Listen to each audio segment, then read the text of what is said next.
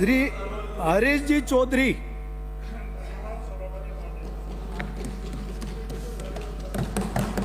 इस सदन में जिस बिल की हम लोग चर्चा कर रहे हैं वो सिर्फ एक बिल या कानून तक सीमित नहीं है, राजस्थान का भविष्य। इस बात को अगर गंभीरता से हम समझेंगे जब एक सकारात्मक दिशा में हम लोग जा पाएंगे। सभापति महोदय, कोचिंग बिल, ये कोचिंग संस्थाएं राजस्थान में, दो तरह की कोचिंग राजस्थान में हो रही है। एक स्कूली शिक्षा में जो बच्चे हैं 9वीं 10वीं 11वीं 12वीं, उसके माध्यम से जो देश की प्रतिष्ठित संस्था है उनमें एडमिशन के लिए, जिसका कोटा एक अपने आप में केंद्र बना हुआ है, और दूसरी सरकारी नौकरी पाने के लिए जो परीक्षा प्रणाली हम सब लोगों ने मिलकर तय करे हुए है, उस परीक्षा प्रणाली में सफल होने के लिए कोचिंग संस्थाएं है वो। सभापति महोदय, ये कोचिंग संस्थाएं दोनों के संदर्भ में अगर कहीं भी गलत है तो हम सब लोग हैं। उन संस्थाओं में एडमिशन के संदर्भ में क्या इस तरह के परीक्षा पेपर हम लोग नहीं बना सकते हैं जो स्कूली शिक्षा के सिलेबस के आधार पर हो? हम लोग नहीं बना रहे हैं। क्यों नहीं बना रहे हैं? आज ये सबसे बड़ा सवाल हम लोगों के सामने है। क्या हम प्रदेश के साथ में, देश के साथ में, या कोचिंग संस्थाओं के साथ में अगर इसका उत्तर ढूंढेंगे तो हम लोग सब उन कोचिंग संस्थाओं के साथ में नजर आते हैं। जो सरकारी नौकरी के संदर्भ के अंदर जो हमने व्यवस्था कर रखी है, परीक्षा प्रणाली हम लोगों ने जो बना रखी है, क्या वो परीक्षा प्रणाली उस विद्यालय और कॉलेज के तरफ हमारे विद्यार्थियों को लेकर जा रही है या इन कोचिंग संस्थाओं के तरफ धकेल रही है? उसका उत्तर है जो परीक्षा प्रणाली हम लोगों ने बना रखी है वो कोचिंग संस्थाओं के तरफ धकेल रहे हैं। क्या हम लोगों की जिम्मेवारी नहीं बनती है कि उस परीक्षा प्रणाली को ही हम लोग बदले? पर हम लोग सब मौन है, शांत है, और कई हद तक हम लोग उससे सहमति भी देते हैं। जो संस्थाएं हैं जिसके माध्यम से हमारे प्रदेश के विद्यार्थी नौकरियों के लिए परीक्षा दे रहे हैं, क्या वो संस्थाएं आरपीएससी जैसे निष्पक्ष है? क्या उसके अंदर जो नियुक्ति की जा रही है उनके पैमाने क्या है? क्या जातीय तौर के ऊपर हम लोग देखकर और उसमें सदस्य नियुक्त कर रहे हैं, या उस सदस्य की योग्यता और निष्पक्षता के तौर पर कर रहे हैं? सभापति महोदय, निष्पक्ष तौर पर इसका उत्तर ढूंढे। कोई भी सरकार हो, जो आरपीएससी के सदस्य की नियुक्ति का आधार हम किसी न किसी पक्षीय तौर पर करते हैं, उसके निष्पक्षता और योग्यता के आधार पर नहीं करते हैं। इस जाति का होना चाहिए, इस विचारधारा का होना चाहिए, मेरा होना चाहिए, तेरा होना चाहिए। कोई भी व्यक्ति अगर इसका आकलन करे आरपीएससी के सदस्य के तौर के ऊपर, उसको जवाब मिल जाएगा कि हम लोगों की मंशा क्या है, हम लोगों की नीति क्या है। फिर जो पेपर ये व्यवस्था और ये संस्थाएं बना रही है और उस पेपर के अंदर क्या खेल हो रहा है? हम लोग सब बहुत बातें करते हैं पेपर लीक, पेपर लीक। उस पेपर लीक का मूल आधार ये दोनों है, परीक्षा प्रणाली और वो संस्थाएं। उसके तरफ हम लोग कभी भी बात नहीं करते, और उसको हम नहीं बदलेंगे तो कौन बदलेगा? ये सवाल उठता कि पेपर लीक होते हैं, हाँ हो रहे हैं। परीक्षा प्रणाली गलत है, हाँ परीक्षा प्रणाली गलत है। ये संस्था गलत है, हाँ गलत है। जब इन तीनों सवालों का किसी से भी अगर हम लोग सवाल करें उसका उत्तर यह है, तो उसका समस्या का समाधान कौन ढूंढेगा? ये सदन ढूंढेगा या और कोई ढूंढेंगे?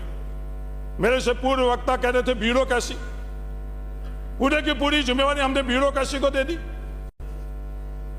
सरकार के संदर्भ में भी ये बातें आ रही कि सरकार कौन चला रहा है, कौन सी आदर्श ताकत से सरकार चला रही है। तो कई लोग कह रहे हैं कि नहीं साहब, ब्यूरोक्रेट्स चला रहे हैं, ब्यूरोक्रेसी के मुख्य हैं वो चला रहे हैं। तो सरकार चलाने का तो आप लोगों का अधिकार है, कैबिनेट को आप किसी से चलवा सकते हो, पर राजस्थान का भविष्य की जिम्मेवारी तो आप लोगों के ऊपर है। सिर्फ आप उन ब्यूरोक्रेट के ऊपर छोड़ोगे या वो आप खुद निभाओगे, ये जिम्मेवारी आपको निभानी चाहिए कि ये जो व्यवस्था हमने इसके संदर्भ में करी है। सभापति महोदय, पूरी दुनिया अच्छी तरह से जान रही है और प्रचार प्रसार भी हो रहा है, और हजारों करोड़ रुपए कल ही देश के प्रधानमंत्री जी ने एक सेमीकंडक्टर के बारे में अपनी उपलब्धि दुनिया को बताई। हम सब लोग अच्छी तरह से जान रहे हैं कि ये जो कोचिंग संस्था है, पूरी की पूरी कोचिंग संस्था के संदर्भ में शिक्षा मंत्री जी, आपने सिर्फ ऑफलाइन कोचिंग संस्थाओं के संदर्भ में इस पूरे के पूरे बिल के अंदर बात की। क्या ऑफलाइन कोचिंग संस्था ही आज के समय में चल रही है और कोई व्यवस्था है? ऑफलाइन से ज्यादा ऑनलाइन चल रही है। भविष्य के अंदर भी ऑफलाइन से ज्यादा ऑनलाइन के अंदर यह व्यवस्था हो जाएगी, पर आज ये बिल बनाते वक्त हम लोग इसको बिल्कुल नजरअंदाज कर रहे हैं। क्यों नजरअंदाज कर रहे हैं, ये मेरी समझ से परे। मैं उदाहरण लाता हूं, नाम नहीं लेना चाहता हूं। हमारे खुद के धार में एक कोचिंग संस्था है, उस कोचिंग संस्था के अंदर पिछले वर्ष ही 30,000 बच्चे क्लासेस के माध्यम से कोचिंग ले रहे थे, और ऑनलाइन 7 लाख यह अनुपात है ऑनलाइन और ऑफलाइन के अंदर। उसके बावजूद भी हम लोग इसको नजरअंदाज कर रहे हैं। तो मेरा मानना है सभापति महोदय जी, आने वाला वक्त किसका, आने वाला वक्त को अगर हम लोग समझेंगे तो ये एआई का है, वर्चुअल रियलिटी का है, वर्चुअल लैब का है, 3D मॉडल का है, इंटरैक्टिव, इन सब का आने वाला वक्त है। अगर इसको हम लोग अगर नहीं समझेंगे और इस संदर्भ में हम लोग फैसला नहीं करेंगे तो कौन फैसला करेगा। सभापति महोदय, पूरी दुनिया कोचिंग का एक मॉडल जिसके संदर्भ में चिंतित हो रहे हैं, हमारे सबसे सीनियर हरिमोहन जी भी चिंतित हो रहे हैं, कोटा का मॉडल। सभापति महोदय, ये कोटा का मॉडल इकलौता मॉडल नहीं है, ये हम लोगों की विफलता है कि हमारे समाज में सिर्फ कोटा का मॉडल और इन कोचिंग क्लासों का मॉडल दे रहे हैं। ये जो थार का मॉडल है, मैं आपके माध्यम से पूरे राजस्थान और दुनिया को बताना चाहता हूं, यह कोचिंग संस्थाओं के अलावा और भी मॉडल है इस राजस्थान के अंदर। मैं उदाहरण के माध्यम से बता रहा हूं, बाड़मेर के अंदर 50 विलेजर्स नाम की संस्था है। वहां बच्चों को निशुल्क 0 शुल्क के ऊपर स्कूल में 9वीं 10वीं 11वीं 12वीं के बच्चे लाकर, और बच्चों की योग्यता क्या, वो सिर्फ और सिर्फ सरकारी विद्यालय से आई, उन बच्चों को वो 50 विलेजर्स पढ़ा रही है। और उनका सक्सेस रेशियो क्या है सभापति महोदय, 140 बच्चे उसके माध्यम से मेडिकल के अंदर सफल हुए, 23 एम्स में गई हैं। 100% बच्चे जो वहां हैं, 100% बच्चे, इस साल वहां 70 बच्चियां हैं और 112 बच्चे हैं। 100% बच्चे या तो मेडिकल कॉलेज के अंदर उन लोगों का दाखिला हुआ है या फिर सरकारी नौकरी लगी है। 100% मॉडल की चर्चा हम लोग नहीं करेंगे, क्योंकि विज्ञापन की दुनिया है, भ्रांति की दुनिया, उसके अंदर सच्चाई को अगर हम लोग ये आपस में उसकी चर्चा नहीं करेंगे तो कौन करेगा। सभापति महोदय,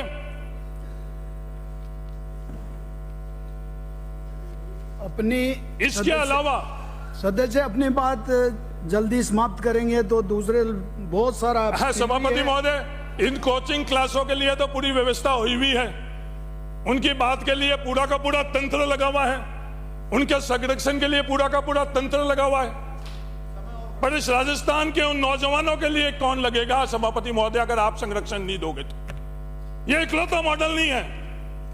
बाड़मेर के अंदर एक वीरेंद्र धाम का मॉडल है, हेमाराम जी चौधरी ने अपने स्वर्गीय पुत्र के नाम से वो करा है। पूरी की पूरी उस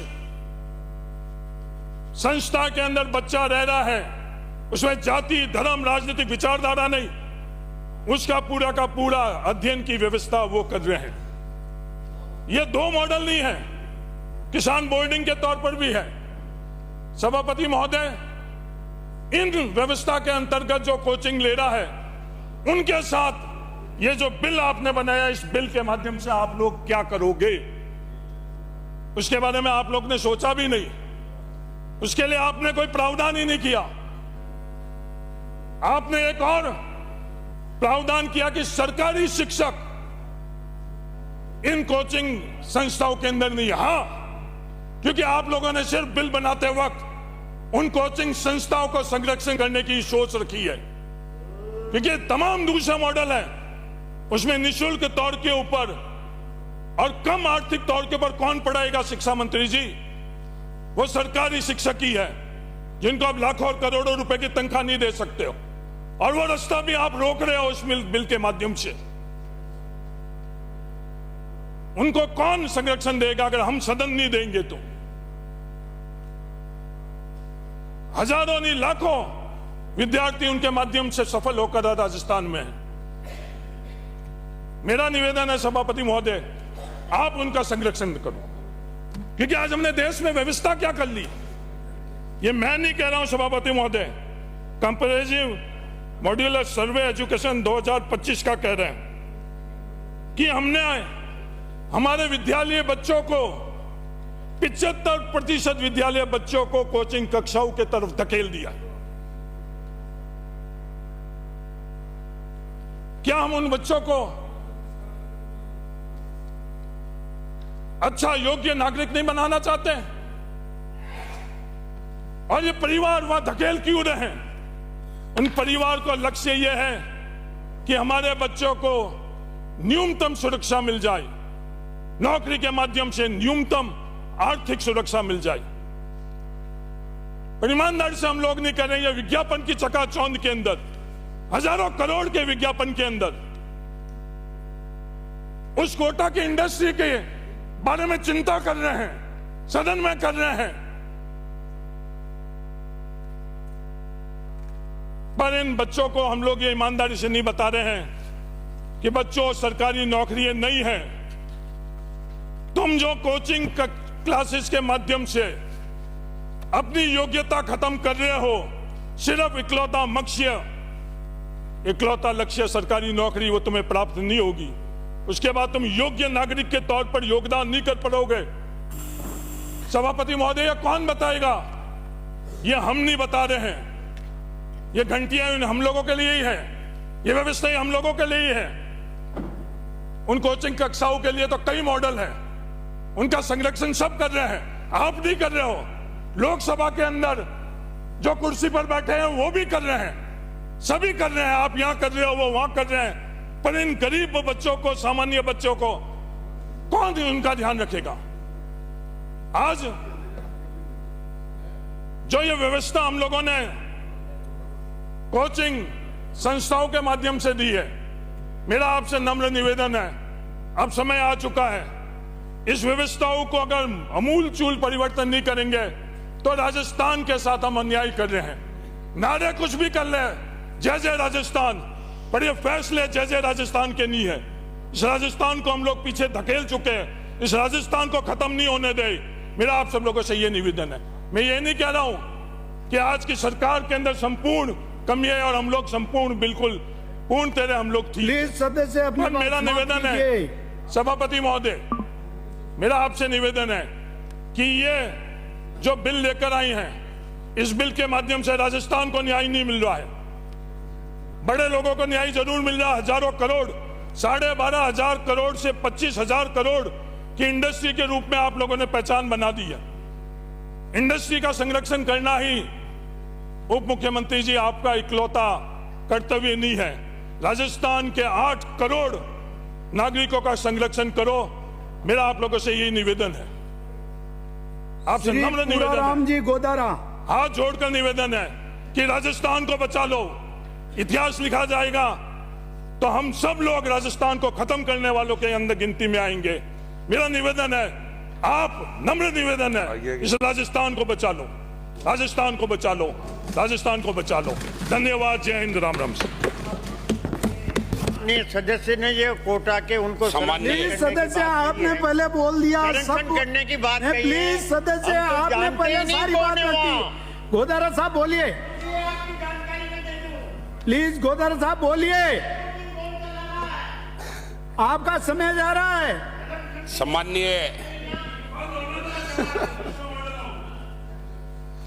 सम्माननीय सभापति महोदय, आपने मुझे राजस्थान कोचिंग सेंटर